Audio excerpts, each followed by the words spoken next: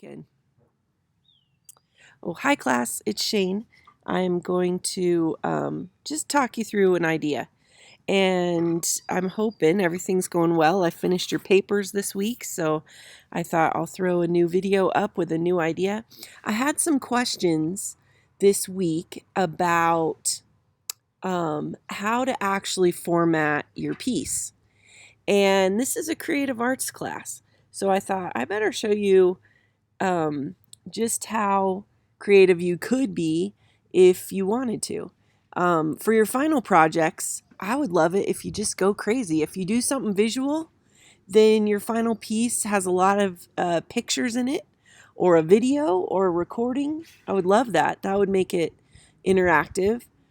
And if it's something that you're writing, we have a few writers in the class. We've got some songwriters and some nonfiction and fiction writing. You can go a little crazier with your formatting. You don't have to think in a structured APA on that project. Okay, so let me show you something on the screen here. This is my thesis paper, and I did it on my daughter, and this is for my master's degree, so it's very long. It's 50 or so pages, and you have to have it in a certain structure. So it looks APA, which it is, and it says the research question on it. And then when you get into it, you have to have an abstract. Then when you get into it, table of contents, I break from the format, and I break into a screenwriting format in a font called Courier. That's how you write a movie script. And I give my introduction, and then throughout it, each of my headings are in a movie script. And then as you get into the piece, like right here, it becomes a documentary script. And that's because I actually met Jessica while filming a documentary.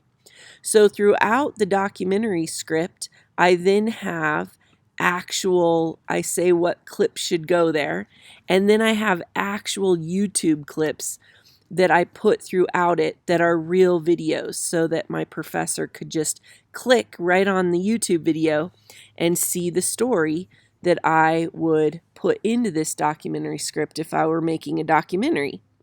And so because my paper is about analyzing Jessica's learning style in a certain way through the use of art, that was my thesis, I then found an artistic way to present it, which was the way that we met. Does that make sense? So, of course, you wouldn't do it this way because no one's doing documentaries in our class.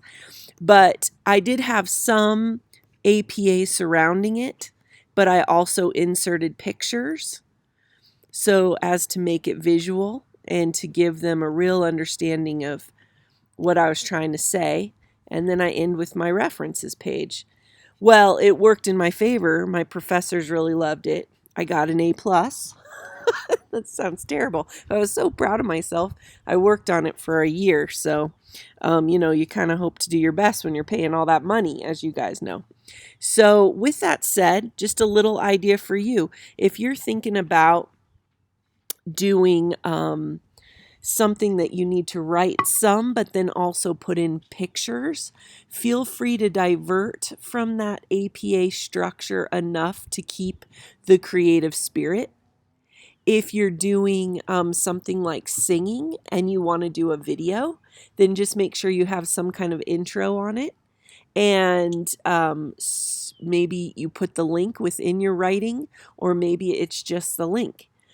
This is a creative arts class. I want you to kind of feel the freedom. I'm only showing you this to give you the freedom to say, go your direction. Okay? Go your direction, and whatever comes of that final project, we'll be so excited you tried something new. If in fact it's easier for you to stick with APA, that's what you know, and you've just barely learned that, then that's fine too. Okay? So it's going to be different compared to people's personalities. But man, we've got a lot of cool ideas in our group. So go crazy with it. That's my point. Okay, have a great day.